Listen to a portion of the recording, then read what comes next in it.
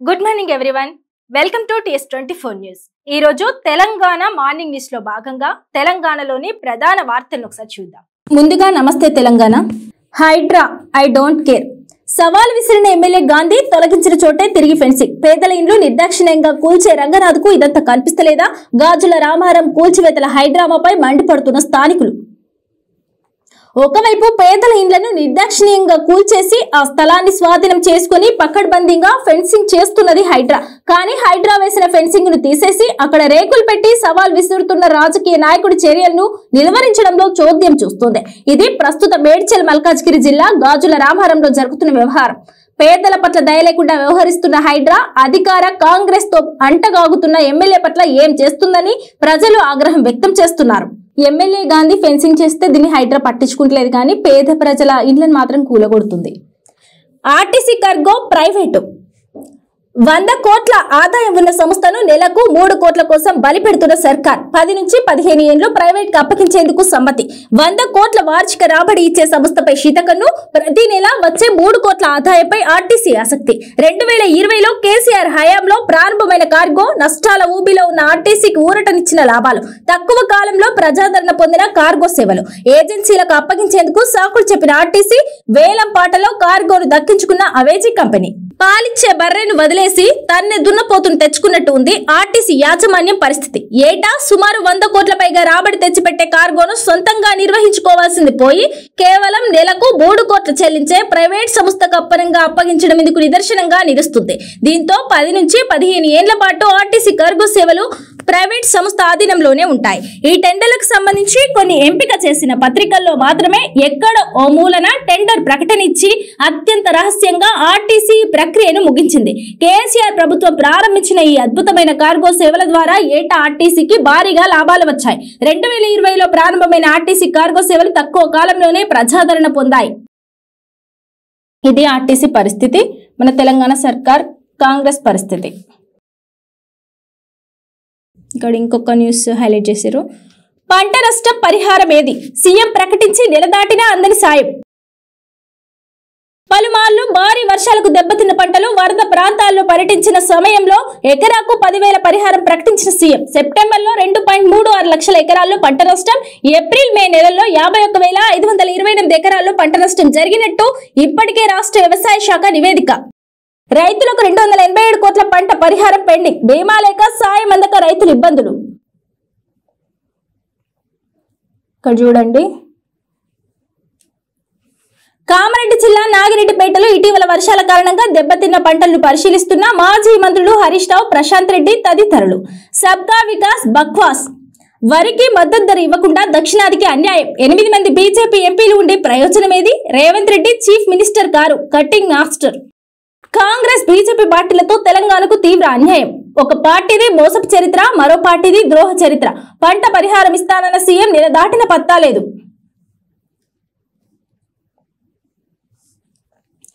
భారీ వర్షాలతో పంట నష్టపోయిన రైతులకు పరిహారం దక్కడం లేదు. ప్రభుత్వ ప్రకటనలే తప్ప రైతులకు నయా పైసా పరిహారం ఇవ్వడం లేదు. స్వయంగా ముఖ్యమంత్రి రేవంత్ రెడ్డి చేసిన ప్రకటనకు కూడా విలువ లేకుండా పోయింది. నెల క్రితం వరద ప్రభావిత ప్రాంతాల్లో పర్యటించిన సీఎం రేవంత్ రెడ్డి పంట నష్టపోయిన రైతులకు ఎకరాకు 10,000 చొప్పున పరిహారం ఇస్తామని ప్రకటించారు. కానీ నెల దాటినా కార్యరూపం దాల్చలేదు. అసెంబ్లీ ఎన్నికల్లో పంటల బీమా అమలు చేస్తామని హామీ ఇచ్చిన కాంగ్రెస్ పార్టీ అధికారంలోకి వచ్చి 2 ఏళ్లు అవుతున్నా అమలు చేయలేదు. పంటల బీమా లేక ప్రభుత్వ పరిహారం అందక ప్రజలు తల్లాడుతున్నారు. ఇక్కడ ఇంకొక వార్త, చిన్న క్లిప్ ఇచ్చారు. ప్రభుత్వం పైసలు ఇస్తేనే పాఠాలు చెప్తాం. 2 ఏళ్లుగా సర్కార్ నిధులు ఇవ్వడం లేదు. అప్పులు చేసి నడుపుతున్నాం. మా వల్ల కాదు. పెండింగ్ బిల్లులు చెల్లించేదాకా తరగతులు లేవు. బెస్ట్ అవైలబుల్ స్కూల్ సంఘం వెల్లడి. అప్పటి వరకు పిల్లలను బడికి పంపొద్దంటూ తల్లిదండ్రులకు యాజమాన్యాల వినతి. వేల మంది విద్యార్థుల భవిష్యత్ ప్రశ్నార్థకం. బకాయిలు ఇవ్వకుండా సర్కార్ నిర్లక్ష్యం. ప్రభుత్వం 2 ఏళ్లుగా నిధులు విడుదల చేయడం లేదు. ఎన్నిసార్లు వినవించినా పట్టించుకోవడం లేదు. హెచ్చరించినా ఖాతరు చేయడం లేదు. అయినప్పటికీ ఎస్సీ ఎస్టీ విద్యార్థుల భవిష్యత్తును దృష్టిలో పెట్టుకుని అప్పులు చేసి మరీ పాఠశాలను నిర్వహిస్తున్నాం. కానీ ఇప్పుడు నిర్వహించలేం. సర్కార్ నిధులను విడుదల చేసే వరకు బెస్ట్ అవైలబుల్ స్కూల్స్ పథకంలో లబ్ధిదారులైన పిల్లలను పాఠశాలలోకి అనుమతించము. తల్లిదండ్రులు కూడా పిల్లలను పంపొద్దు. Best available schools managements association ప్రభుత్వాన్ని హెచ్చరించింది. పెండింగ్ బిల్లు వెంటనే రిలీజ్ చేయాలని. ఇక్కడ చూడండి ఇంకొక వార్తను హైలైట్ చేశారు. కాంగ్రెస్ ను వీడుతున్న క్యాడర్, ఎన్నికల వేళ అధికార పార్టీలో వలసల కలవరం, బీఆర్ఎస్ లో కథనోత్సవం.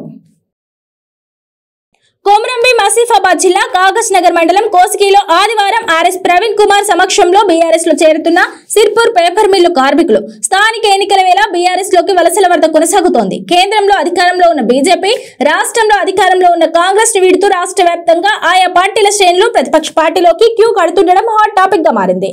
స్థానిక సంస్థల ఎన్నికలు నిర్వహించే సాధారణంగా అధికార పార్టీకి అనుకూలంగా ఉంటాయి. కానీ ప్రస్తుత పల్లెల్లో విచిత్ర పరిస్థితి నెలకొంది. ఎన్నికల వేళ అధికార పార్టీ కాంగ్రెస్ వలసలతో డీలా పడుతుంది. రాష్ట్ర వ్యాప్తంగా చేయిస్తున్న కార్యకర్తలు. కేటీఆర్, హరీష్ రావు సమక్షంలో బీఆర్ఎస్ లోకి సీఎం సొంత నియోజకవర్గం నుంచే నేతల క్యూ. మాజీ సర్పంచ్లకు కాంట్రాక్ట్ బిల్లుల గాలం. పార్టీలో చేరికలకు కాంగ్రెస్ ఎమ్మెల్యేల యత్నం. కాంగ్రెస్ కు ఓటేయొద్దని గ్రామాల్లో తీర్మానాలు. బీజేపీ నుంచి పెద్ద సంఖ్యలో కారెక్కుతున్న నేతలు. రాష్ట్ర వ్యాప్తంగా బీఆర్ఎస్ లో చేరికల జోరు. కాంట్రాక్ట్ టీచర్ల ఆకలి కేకలు. పని చేయించుకుంటూ వేతనాలు ఇవ్వని సర్కార్. రీ ఎంగేజ్మెంట్ ఆర్డర్ ఇవ్వడంలో విద్యాశాఖ నిర్లక్ష్యం. 4 నెలలుగా వేతనాలు అందక నరకయాతన. వేతనాలు ఇవ్వండి మహాప్రభో, ఈఎంఐలు కట్టలేక అప్పుల పాలవుతున్నాం. జూలై నుంచి జీతాలు ఇయ్యలేదు, ఎట్ల బతకాలే? ప్రభుత్వానికి TSWRTU వినతి. ఇక్కడ చూడండి చిన్న క్లిప్ గా న్యూస్ మొదటి పేపర్లోనే ఇచ్చారు. 5 చలాన్లు ఉంటే లైసెన్స్ రద్దు. పెండింగ్ చలాన్లు చెల్లింపునకు ఇక 45 రోజులే డెడ్లైన్. గడువులోగా చెల్లించకపోతే వాహనం సీజ్ చేసే అవకాశం. కేంద్ర రవాణా శాఖ ముసాయిదా విడుదల.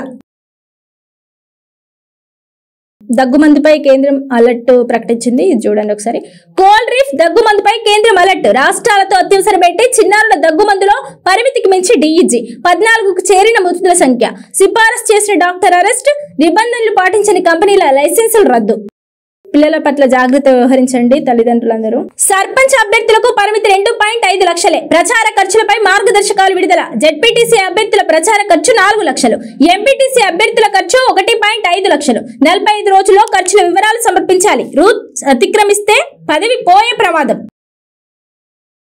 బీసీలకు 42% దక్కేనా? కోటా పెంపుపై నేడు సుప్రీంలో విచారణ. వాదనలు విననున్న ద్విసభ్య ధర్మాసనం. కొట్టేస్తే ఏం చేద్దాం? కాంగ్రెస్ సమాలోచనల.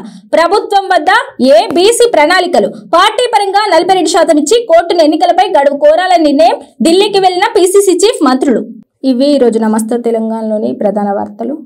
ఇవి ఇవాల్టి తెలంగాణ మార్నింగ్ న్యూస్ లో ప్రధాన వార్తలు. మరిన్ని వార్తలతో మళ్ళీ కలుద్దాం. Thank you.